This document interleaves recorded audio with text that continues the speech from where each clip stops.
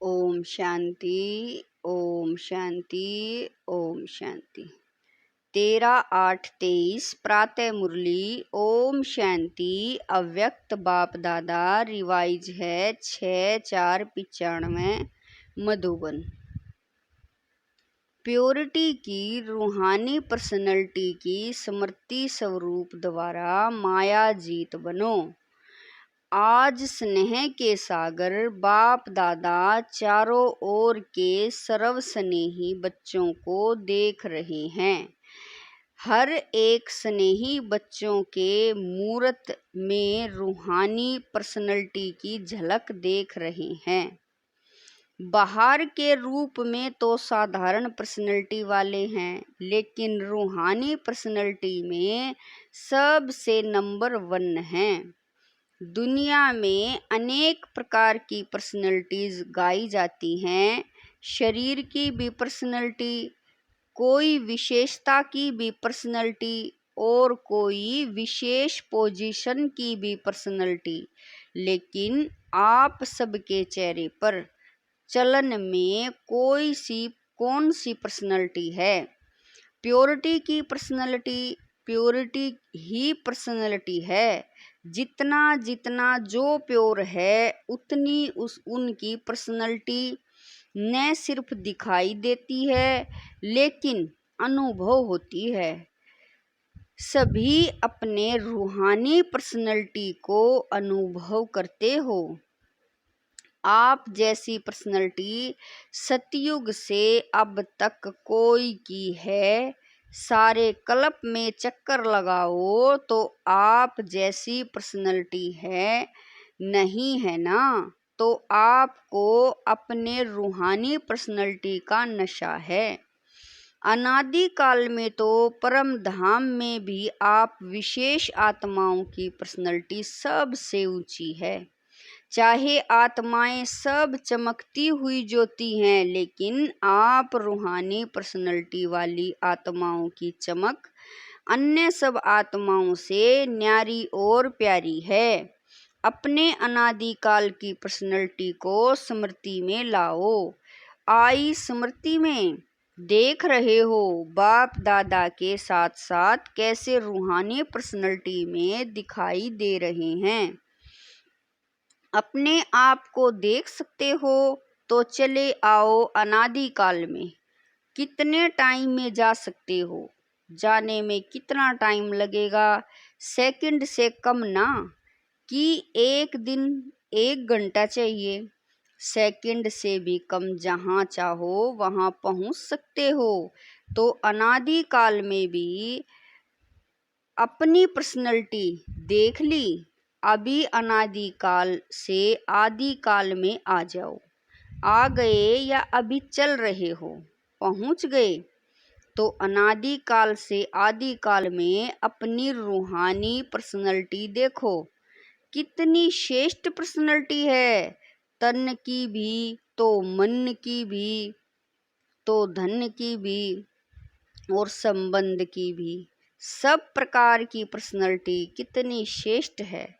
तो आदि काल की पर्सनैलिटी देख रहे हो, कितने सुंदर लगते हो, कितने सजे हुए हो, कितने सुख शांति प्रेम आनंद स्वरूप हो।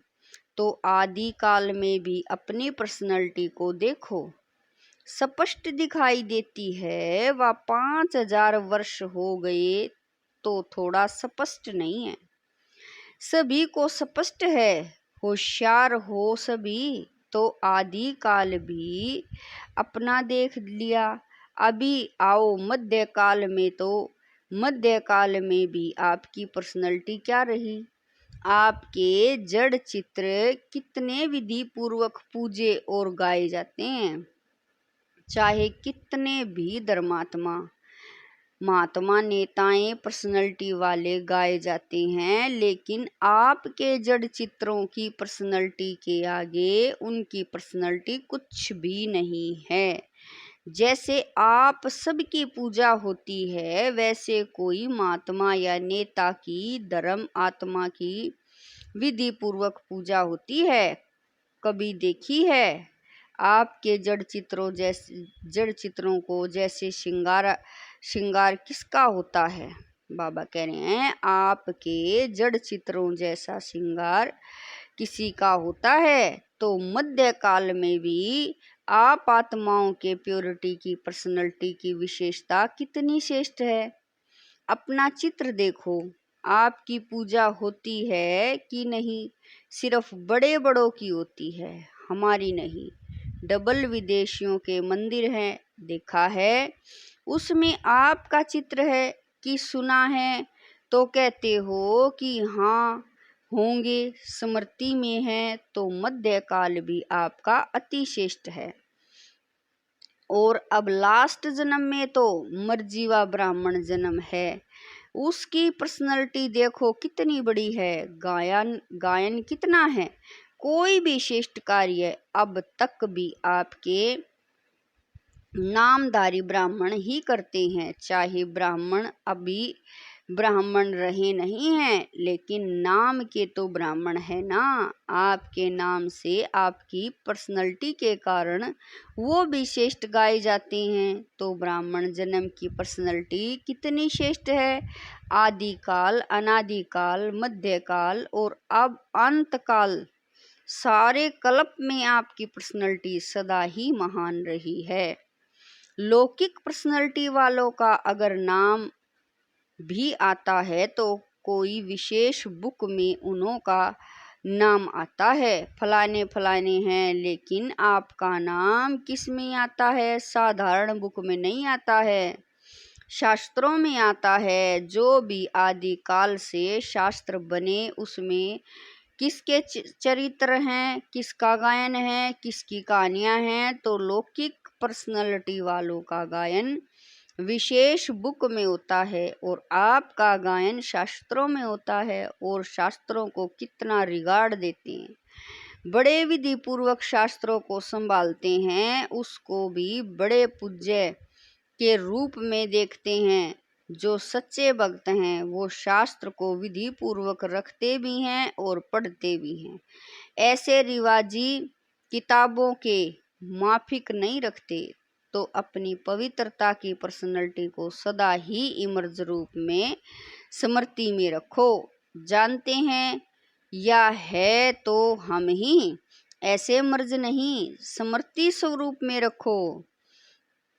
जिसके बुद्धि में ये इमर्ज रूप में स्मृति रहती है तो स्मृति ही समर्थी का आधार है। और जहाँ समर्थी है वहाँ माया आ सकती है।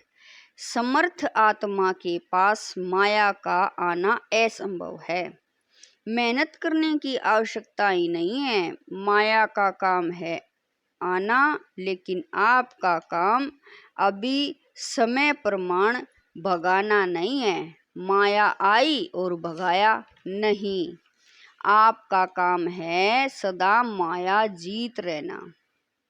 तो माया जीत हो व माया को बार बार भगाने वाले हो, अभी भगाना पड़ता है थोड़ा थोड़ा, वो दर्शन देने के लिए आ जाती है। नहीं ना, डबल फॉरनर्स ने माया को सदा के लिए भगा दिया या भगाते ही रहते हैं। क्या हाल है, माया सदा के लिए भाग गई, अभी नहीं आएगी ना, कि थोड़ा थोड़ा आए हैं, कोई हर्जा नहीं। फिर भी आधा कल्प की दोस्ती है, फ्रेंड है ना, उसको ऐसे ही छोड़ देंगे? आवे ही नहीं। सुनाया ना कि समय समाप्त होने के पहले बहुत काल का माया जीत बनने का अभ्यास चाहिए, अंत में नहीं हो सकेगा। अगर अंत में माया जीत बनने का पुरुषार्थ भी करेंगे तो क्या हाल होगा। बाप दादा तोते की कहानी सुनाते हैं ना, कि तोते को कहा नलके पर नहीं बैठना, पर नलके पर बैठकर ही बोल रहा था। ऐसे ही अंत काल में अगर बहुत काल का अभ्यास नहीं होगा तो मन में सोचते रहेंगे कि मैं आत्मा हूँ, मैं आत्मा हूँ, लेकिन माया का प्रभाव भी होता रहेगा और कोशिश भी करेंगे मैं आत्मा हूँ, मैं आत्मा हूँ, लेकिन होगा ही नहीं। इसीलिए क्या करना है, अभी से माया जीत बनने का अभ्यास करो। और उसका सहज साधन है अपने रूहानी पर्सनैलिटी को स्मृति स्वरूप में रखो। पर्सनैलिटी वाले की निशानी क्या होती है? जो ऊंची पर्सनैलिटी वाले होते हैं उसकी कहाँ भी किसी में भी आंख नहीं जाएगी। ये ऐसा है, ये ऐसा है, ये ऐसा करता, ये ऐसे करती, मैं क्यों नहीं करूं, मैं क्यों नहीं कर सकती हूँ, कर सकता हूँ। दूसरे के प्राप्ति में आंख नहीं जाएगी। क्यों? रूहानी पर्सनैलिटी वाला सर्व प्राप्तियों से संपन्न है, स्वभाव में भी संपन्न, संस्कार में भी संपन्न और संबंध संपर्क में भी संपन्न, भरपूर। वो कभी अपने प्राप्ति के भंडारे में कोई अप्राप्ति अनुभव ही नहीं करेगा, क्योंकि रूहानी पर्सनैलिटी के कारण वो सदा ही मन से भरपूर होने के कारण संतुष्ट रहता है। आंख दूसरे की प्राप्ति में तब जाती है जब अपने में अप्राप्ति अनुभव करते हो। तो कोई अप्राप्ति है क्या? गीत क्या गाते हो? अप्राप्त नहीं कोई वस्तु ब्राह्मणों के खजाने में। ये गीत मुख से नहीं मन से गाते हो ना। जो गाते हैं वो हाथ उठाओ। अच्छा, डबल विदेशी भी गाते हो। अच्छा, बाप दादा आज चारों ओर के बच्चों की प्योरिटी की पर्सनैलिटी चेक कर रहे थे। प्योरिटी की परिभाषा को भी अच्छी तरह से जानते हो। प्योरिटी सिर्फ ब्रह्मचार्य व्रत नहीं। ब्रह्मचार्य व्रत में तो आजकल के सरकमस्टांग अनुसार कई अज्ञानी भी रहते हैं, ज्ञान से नहीं लेकिन हालतों को देखकर कई भक्त भी रहते हैं। वो कोई बड़ी बात नहीं है, लेकिन प्योरिटी को सारे दिन में चेक करो। पवित्रता की निशानी है स्वच्छता, सत्यता। अगर सारे दिन में, चाहे उठने में, चाहे बैठने में, चाहे बोलने में, चाहे सेवा करने में, चाहे स्थूल सेवा की व सूक्ष्म सेवा की, लेकिन अगर विधि पूर्वक नहीं की, विधि में भी अगर जरा सा अंतर रह गया तो वो भी स्वच्छता अर्थात पवित्रता नहीं, व्यर्थ संकल्प भी अपवित्रता है। क्यों? आप सोचेंगे कि हमने पाप तो किया ही नहीं, किसी को दुख तो दिया ही नहीं, लेकिन अगर व्यर्थ चला, समय गया, संकल्प गया, संतुष्टता गई, तो आपके पवित्रता की फाइनल स्टेज की डिग्री में फर्क पड़ जाएगा। 16 कला नहीं बन सकेंगे, 15 कला, 14 कला, 15.5 कला नंबरवार हो जाएंगे। तो अपवित्रता सिर्फ किसको दुख देना या पाप कर्म करना नहीं है, लेकिन समय में सत्यता, स्वच्छता विधि पूर्वक अगर अनुभव करते हो तो पवित्र हो। निकल गया, बोलना नहीं था लेकिन बोल लिया, तो इसको क्या कहेंगे? मालिक है। इसीलिए अमृत वेले से लेकर रात तक अपने संकल्प, बोल, कर्म, सेवा सबको चेक करो। मोटे रूप से नहीं चेक करो। अगर मोटे रूप से चेक करेंगे तो देखो, चंद्रवंशी को मोटी निशानी तीर कमान दिया है और सूर्यवंशी को कितनी छोटी सी मुरली दे दी है। मुरली कितनी हल्की है और तीर कमान कितना मेहनत का है। पहले तो निशाना लगाते रहो, दूसरा बोझ उठाते रहो, और मुरली देखो, नाचो, गाओ, हंसो, खेलो। तो इसीलिए मोटे मोटे रूप से न पुरुषार्थ का रखो, न चेकिंग का रखो। और बाबा कह रहे हैं अभी महीन बुद्धि बनो, क्योंकि समय समाप्त अचानक होना है, बताकर नहीं होना है। बाप दादा ने तो पहले ही कह दिया है कि कोई उलाना नहीं देना। बाबा आपने बताया क्यों नहीं? बाप कभी भी टाइम कॉन्सेंस नहीं बनाएगा। अभी पूरा डायमंड बनना है ना, ये वायदा किया है ना, डायमंड जुबली मनानी है या डायमंड बनना है। क्या करना है? बनना भी है और मनाना भी है, दोनों साथ साथ करना है। तो बाप दादा अगले वर्ष में चेक करेंगे, वायदा निभाया या सिर्फ मुख मीठा किया। तो कौन हो?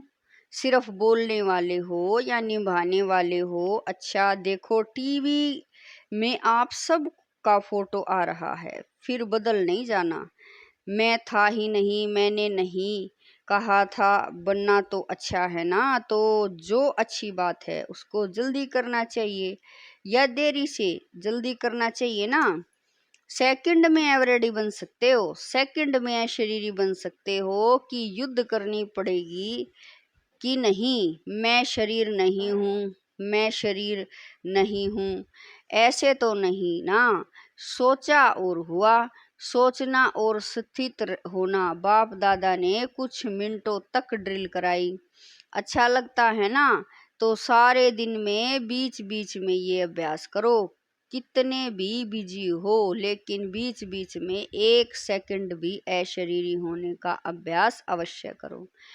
इसके लिए कोई नहीं कह सकता मैं बिजी हूँ। 1 सेकंड निकलना ही है, अभ्यास करना ही है। अगर किसी से बातें भी कर रहे हो, किसी के साथ कार्य कर रहे हो, तो उन्हों को भी 1 सेकंड ये ड्रिल कराओ, क्योंकि समय प्रमाण ये अशरीरीपन का अनुभव, यह अभ्यास किसी को ज्यादा होगा वो नंबर आगे ले जाएगा, क्योंकि सुनाया कि समय समाप्त अचानक होना है। अशरीरी होने का अभ्यास होगा तो फौरन ही समय की समाप्ति का वाइब्रेशन आएगा। इसीलिए अभी से अभ्यास बढ़ाओ। ऐसे नहीं अगले साल में डायमंड जुबली है तो अब नहीं करना है, पीछे करना है। जितना बहुत काल ऐड करेंगे उतना राज्य भाग्य के प्राप्ति में भी नंबर आगे लेंगे। अगर बीच बीच में यह अभ्यास करेंगे तो स्वतः ही शक्तिशाली स्थिति सहज अनुभव करेंगे।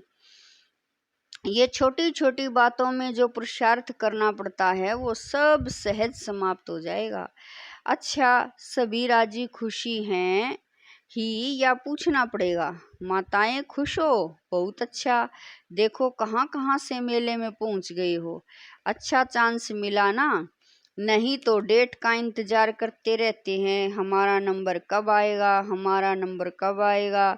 अभी तो खुला निमंत्रण था ना। सब ठीक अच्छी तरह से रह रहे हो, बेहद अनुभव हो रहा है ना कि थोड़ी थोड़ी तकलीफ है। बुजुर्ग माताओं को तकलीफ नहीं हुई है।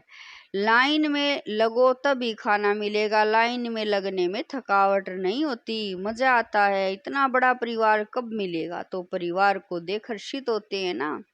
भक्ति मार्ग के मेले से तो अच्छा मेला है ना। और 2 दिन बढ़ा दे कि बस का खर्चा होगा, घर नहीं याद आएगा, नौकरी नहीं याद आएगी। ये भी कुछ नवीनता होनी चाहिए ना। तो ये मेला भी एक नवीनता हुई, नवीनता का अनुभव कर लिया।